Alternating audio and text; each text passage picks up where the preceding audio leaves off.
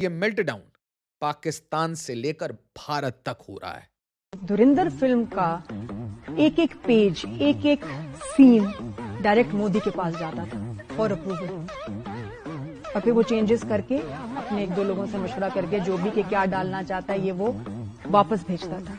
एक एक सीन मोदी ने लिखवाया है। पद्मावती मूवी को अपोज करने वाले लोग कहते हैं कि भाई हमारी हिस्ट्री बिगड़ रही है इस मूवी की वजह से। तो भाई अगर एक मूवी हिस्ट्री को बिगाड़ सकती है तो जाओ तुम भी फिल्म डायरेक्शन का कोर्स करो, अपनी मूवी बनाओ, रिलीज करो, जो दिखाना है दिखाओ। आदित्य धर जब ऐसा करता है वो सिर्फ और सिर्फ अपना झूठा प्रोपेगेंडा फैलाने के लिए करता है। आप लोग रोना बंद कीजिए। आदित्य धर ने उस रेड लाइन को क्रॉस कर दिया है, बेशर्मी से क्रॉस कर दिया है। अरे आदित्य धर साहब, प्रोपेगेंडा गोदी मीडिया को करने दो ना। ईमानदारी की सख्त कमी है। मुझे प्रॉब्लम ऐसी फिल्मों से है जो बेईमानी और नफरत फैलाती हैं। हजरात, मैं अभी 4 घंटे तक अफीम खा के आई हूँ। जी हाँ, मैं देख कर आ रही हूँ धुरंधर 2। किस लिए देख कर आ रही हूँ? इसलिए नहीं कि मुझे बड़ा इश्क है इस तरह की नफरत भरी खराब फिल्मों से, इसलिए कि पब्लिक इंटरेस्ट में मैंने ये अपना काम बना लिया है। ये एंटी मुस्लिम फिल्म बनाई गई है पाकिस्तान के बहाने, निशाना है भारत के मुसलमानों पर।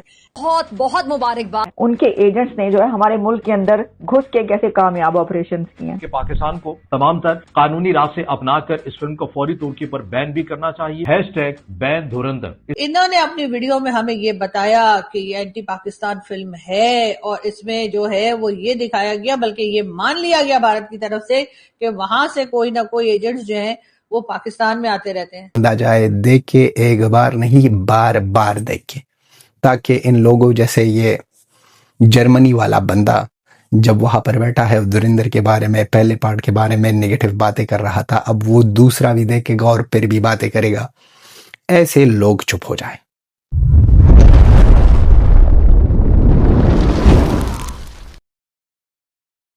नमस्ते दोस्तों, जय हिंद। जब से धुरंधर 2 रिलीज हुई है, पाकिस्तान से लेकर भारत तक मेल्टडाउन चरम पर है। ये ऐसे पागल हुए जा रहे हैं जैसे इनकी दुखती नस कोई दबा दिया हो। हालांकि पाकिस्तान में तो धुरंधर पार्ट 1 भी बैन थी, जो अब भी सेकंड पार्ट आने पर भी जारी है। धुरंधर के वक्त भी पायरेटेड कॉपी इन लोगों ने जुगाड़ कर ली थी और धुरंधर 2 पर भी ऐसा ही होने वाला है। धुरंधर 2 के रिलीज के पहले ही दिन यह फिल्म लाहौर तक पहुँच गई, जहाँ लोगों ने पायरेटेड कॉपी के ज़रिए फिल्म को देखना शुरू कर दिया। फर्स्ट पार्ट भी जब OTT पे आई थी तो पाकिस्तान में नंबर 1 ट्रेंड कर रही थी। इस बार भी कुछ ऐसा ही होने वाला है। बहरहाल धुरंधर 2 बॉक्स ऑफिस पर ब्लॉकबस्टर होती नज़र आ रही है, जो पाकिस्तानियों के लिए अनदर सेटबैक है। मूवी पर भारत के अंदर बैठे लेफ्ट लिबरल गैंग अलग ही आंसू बहा रहे हैं और इसे प्रोपेगेंडा मूवी बता रहे हैं। फिल्म को सोशल मीडिया पर कुछ लोगों द्वारा प्रोपेगेंडा फिल्म और आदित्य धर को बीजेपी IT सेल से जुड़ा बताने पर लेफ्ट लिबरल्स और राइट विंग्स के खेमों के बीच सोशल मीडिया पे बहस चालू हो गया है। मौलानाओं के द्वारा भी फिल्म को पैसे कमाने के लिए हिंदू मुस्लिम करने का आरोप लगाए जा रहे हैं।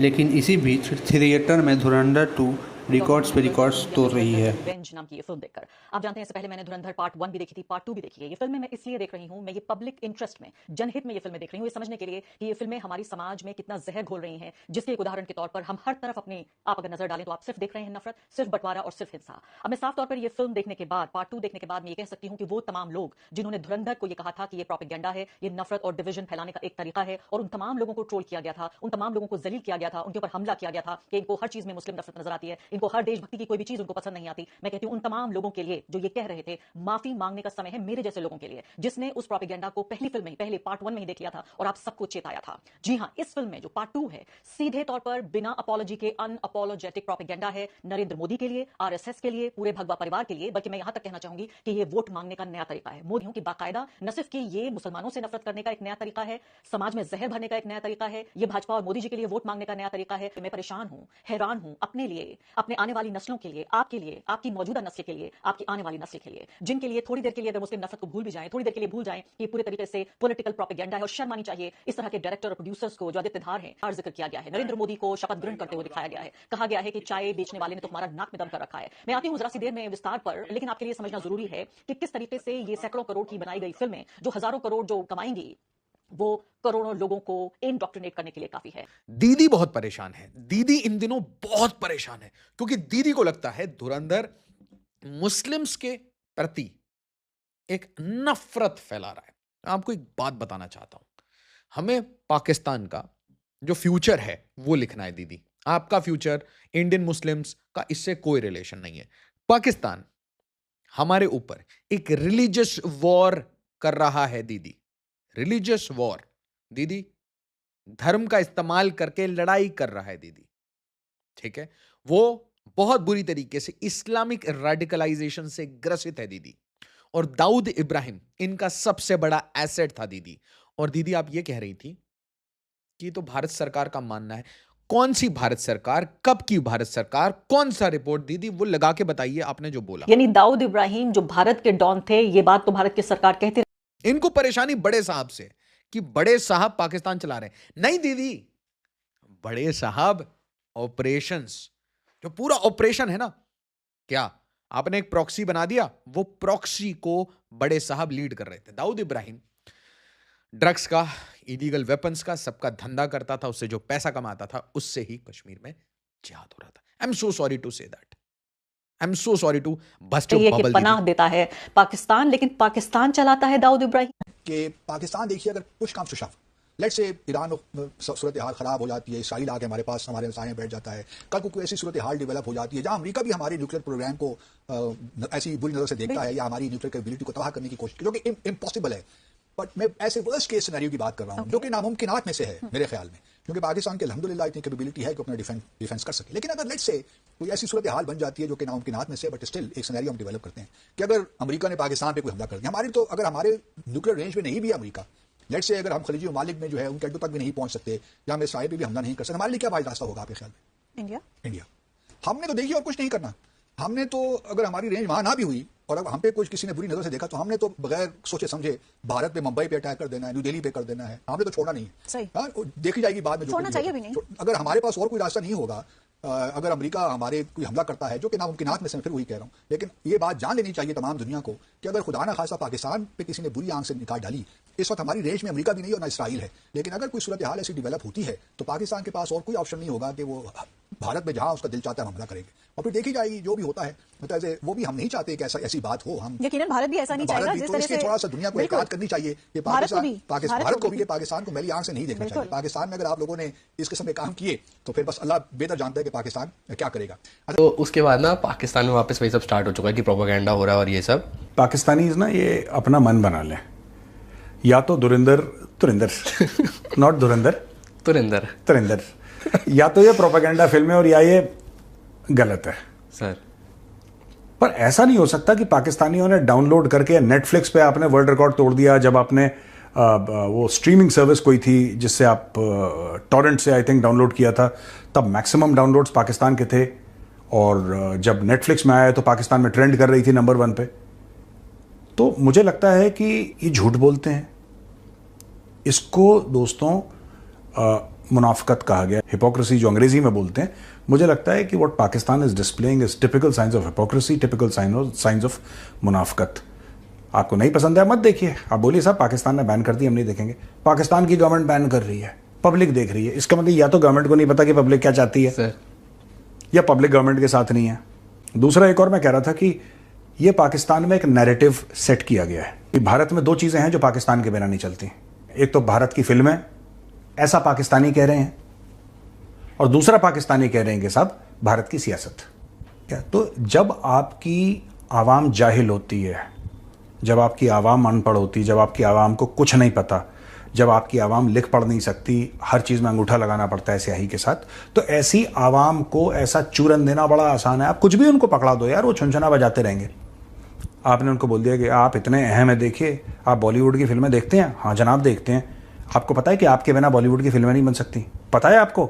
नहीं पता। 1000 फिल्में अगर भारत ने बनाई है, कितनी बनी है जिसमें पाकिस्तान थीम था?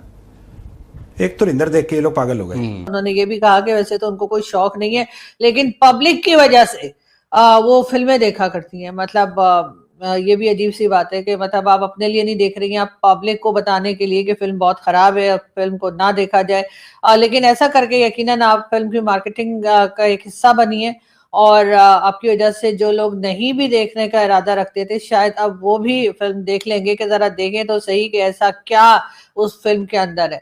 यकीनन आपने प्रोपेगेंडा की बात की है तो खैर अगर पाकिस्तान के ऊपर जैसे पहले भी कहा गया कि पाकिस्तान के लियारी को दिखाया गया था, पाकिस्तान में गैंगस्टर्स का जो ग्रुप है वो दिखाया गया था, तो मैंने जैसे पहले भी कहा है कि मैं तो खुद कराची से हूँ और कराची में बिल्कुल लियारी गैंग और इस तरह के ग्रुप्स जो है वो वहां पर पाए जाते थे। रहमान डकैत जो था वो भी था, चौधरी असलम का जो कैरेक्टर किया गया है वो भी था, उसी के साथ साथ रहमान डकैत और जितने कैरेक्टर्स दिखाए गए थे वो सबके सब वहां कराची में लियारी गैंग के अंदर मौजूद थे। तो अब मुझे ये नहीं पता कि वहां पर गलत कहाँ बोला गया, झूठ कहाँ बोला गया। खनानी एंड कालिया जो कि मनी लॉन्ड्रिंग किया करते थे और उसके अलावा यहाँ पे मनी एक्सचेंज की बहुत सारी ब्रांचेस थी उनकी हर शहर में, उनका जो कैरेक्टर दिखाया गया था वो भी गलत नहीं था और उनमें से एक ने बल्कि सुसाइड भी कर लिया था क्योंकि सुनने में यही आया था कि उसने बहुत सारी इंडियन करेंसी जो है वो प्रिंट कर ली थी और उसके बाद मोदी जी ने जो है नोटों के डिजाइन बदल दिए, तो जिसकी वजह से उस बेचारे का बैठे बैठे जिसे कहते हैं ना फट्टा बैठ गया और इसकी वजह से उसने सुसाइड कर ली थी। और ये भी कैरेक्टर जो है वो मौजूद था और मुझे नहीं लगा कि गलत दिखाया गया। क्या हमको अच्छा नहीं लगा? ऐसा कुछ था ही नहीं इस मूवी में कि हमको अच्छा नहीं लगा। और क्या हमको अच्छा लगा? स्टार्ट से एंड तक हर एक सेकंड हर एक मिनट को एंजॉय किया, दिल से कहते हैं।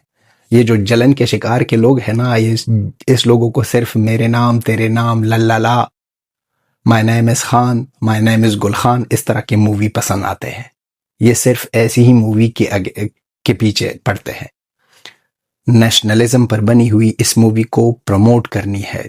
जब तक देख सकते हो, जितनी बार देख सकते हो कम है। हम एक बार फिर जाएंगे, देखेंगे इस मूवी को, बार बार देखेंगे, क्योंकि जितना एंजॉय किया मूवी देखते वक्त दिल से कह रहे हैं। हम दुआ कर रहे थे कि काश अफगानिस्तान को भी मिल जाए मोदी जी जैसा बंदा, काश अफगानिस्तान को भी मिल जाए अजीत डोवल सर जैसा बंदा। ये हमारी